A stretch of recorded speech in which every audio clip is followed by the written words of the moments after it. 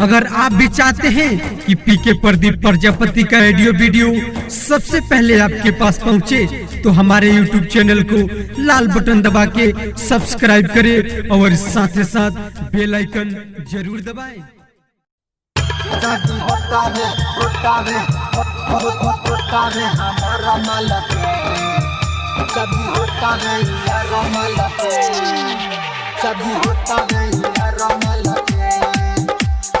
Patel recording studio Uchaipur. DJ Vikas Riga Sitamarhi.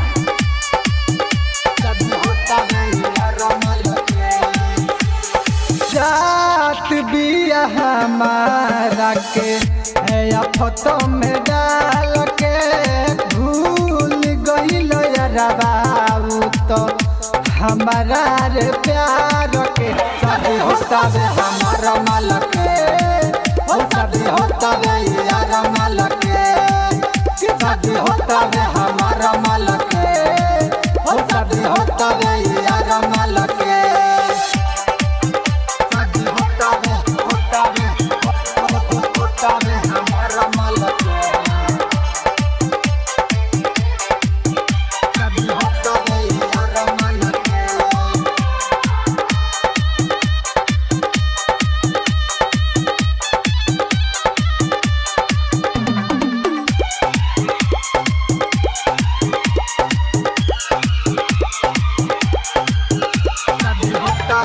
यार माल के नहीं रही तो केकरा पता कब अपन दुखवारी केकरा से बाटब।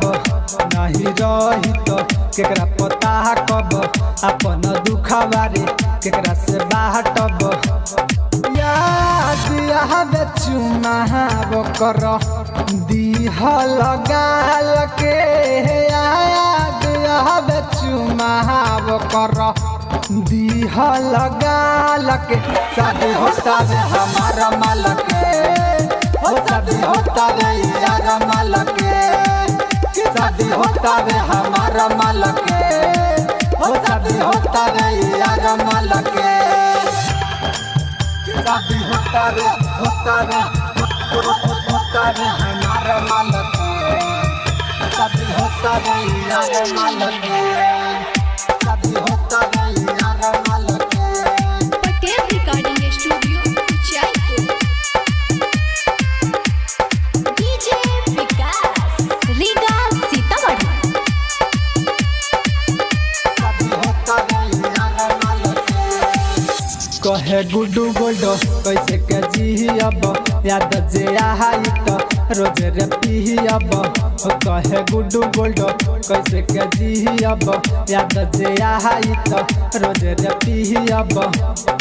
साहेब जहान संतोष के हरे जबान निकाल के साहेब जहान संतोष के हरे जबान निकाल के शादी होता रे हमारा माल के शादी होता रे यार माल के शादी होता रे हमारा माल के शादी होता रे यार माल के जात बिया हमारा के है फोटो में डाल के भूल गइल यारबाऊ तो हमारा रे प्यार के शादी होता रे हमारा माल के शादी होता रे यार माल के शादी होता रे